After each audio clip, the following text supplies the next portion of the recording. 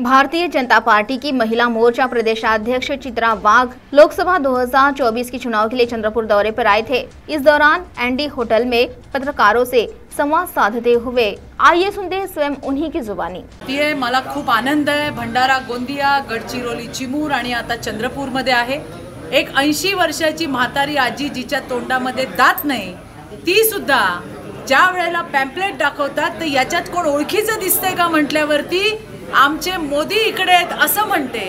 वणी सारख्या जिल्ह्या तालुक्यामध्ये मी त्या ठिकाणी गेले, तिथे सुद्धा एक म्हातारी आजी आणि तिच्या सोबतच्या असणाऱ्या महिला मोदीजींचं गुणगान गात आहेत। मोदीजी कधी तिरोडाला गेले मला माहित नाही, मोदीजी कधी वणीला आले मला माहित नाही, पण मोदीजींच्या योजना मात्र महाराष्ट्रातल्या प्रत्येक गाव खेड्यापर्यंत पोहोचली आहे, हा त्याचा प्रत्यय आहे। नाही काय पाहणार, शेवटी विकास काम करतो आणि विकासाला लोक मतदान करतात, भविष्याला लोक मतदान करतात।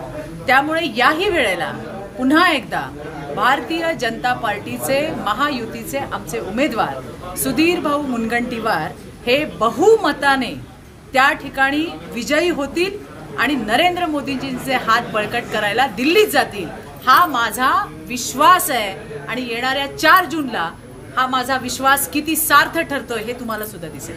सिटीवी के लिए प्रतिनिधि वैभव रियारकर की रिपोर्ट।